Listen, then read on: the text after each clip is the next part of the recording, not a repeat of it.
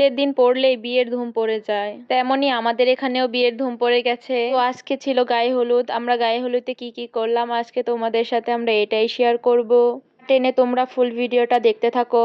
তো বিয়ে বাড়িতে সবার সাজ দেখে আমার মেয়েও সাজার জন্য অনেকটা দুষ্টুমি করতেছিল, তাই আমি ভাবলাম ওকে ওর ইচ্ছে মতো সাজিয়ে দিই। তাই ওকে এতটা সুন্দর করে আমি সাজিয়ে দিলাম। ওকে দেখতে কতটা কিউট লাগছে তাই না? সবাই কিন্তু মাশাল্লাহ বলে যাবে। ও যা যা গয়না পরেছে সবকিছুই কিন্তু আমার বিয়ের গহনা, মানে আমার গায়ে হলুদে আমি এই গহনাগুলো পরেছিলাম। এর জেদ ধরার কারণে আজকে ওকে এইগুলো দিয়েই আমি সাজিয়ে দিলাম। সেজে গুজেই আমরা চলে গেলাম বিয়ে বাড়িতে।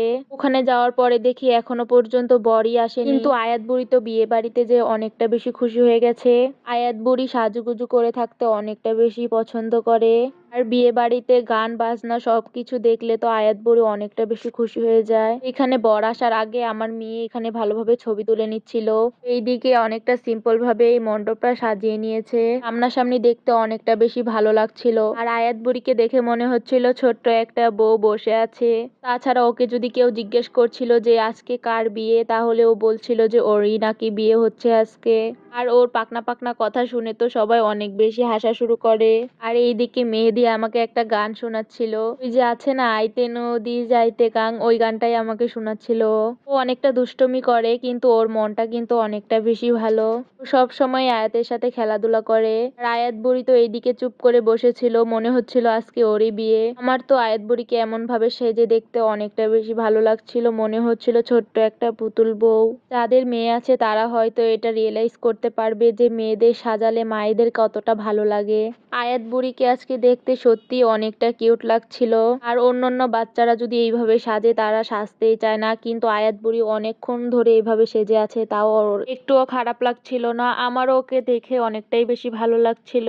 তো এইখানে ফাঁকা ছিল তাই অনেকক্ষণ ধরে ওর অনেকগুলো ছবি তুলে নিলাম আমি। আর এইদিকে বাইরে অনেকটা সুন্দর করে গেটটা সাজিয়েছিল, আমার তো দেখতে অনেকটা বেশি ভালো লাগছিল।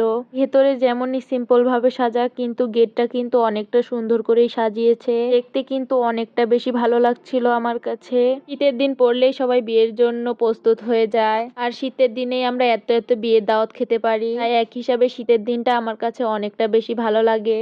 শীতের দিনে বিয়ে খেতে অনেকটা বেশি ভালো লাগে। এইদিকে আয়াত বুড়ি আর মেহেদি একটু পর পর ছবি তুলতে আমাকে বলছিল, আর আমিও ওদের জন্য ছবি তুলে দিচ্ছিলাম। আমার আয়াত বুড়ি তো প্রায় 3-4 ঘন্টার মতো এইভাবে সেজেছিল, একটুও খুলতে চায়নি। আমি তো কিছুক্ষণ সময় শাড়ি পরে থাকলেও আমার অনেকটা বেশি খারাপ লাগে, আর আমার মেয়ে যে এতক্ষণ পরে থাকতে পারবে আমি ভাবতেই পারিনি। তাছাড়া ওর কাছে নাকি শাড়ি পরে থাকতে অনেকটা বেশি ভালো লাগছিল।